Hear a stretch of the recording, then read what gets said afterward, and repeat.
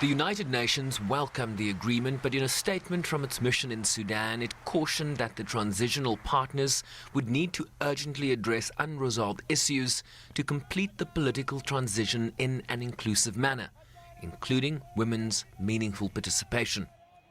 We also feel it's very important to stress the need to protect the constitutional order, to safeguard basic freedoms of political action, freedom of speech, and peaceful assembly.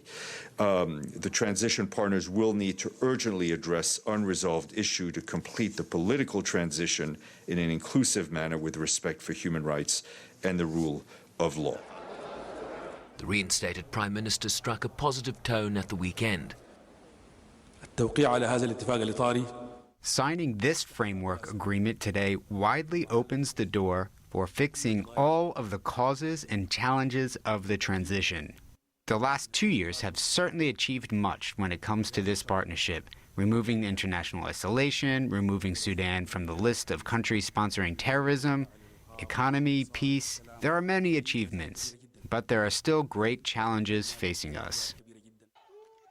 But the powerful protest movement in the country, backed by prominent political parties, have opposed the decision to sign a fresh agreement with the military as a means to merely provide political cover for the coup leaders. Hamdok is in a position of weakness and isn't able to speak up about the people's demands because he's staying with General Burhan in the same place. He can't tell him that he's a killer and must be tried. But we want politicians who can bring us out of this mess. We don't want any more bloodshed. We want a civilian state without any more violence or escalation.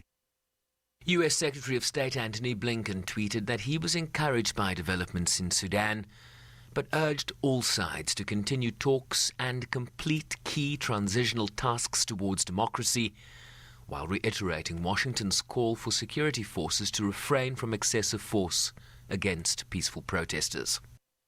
The UN statement also deplored the loss of lives over the last weeks in the country and stressed the need for transparent investigations and accountability to ensure justice for the victims. Since the coup 4 weeks ago, at least 41 people have died, with scores injured during confrontations with police, as security forces often used live ammunition to disperse protesters. It also remains unclear exactly how much power the new civilian leadership will hold, as the country's sovereign council, headed by General Burhan, still appears to have the final say on key decisions. Sherman Bryce-Pease, SABC News, New York.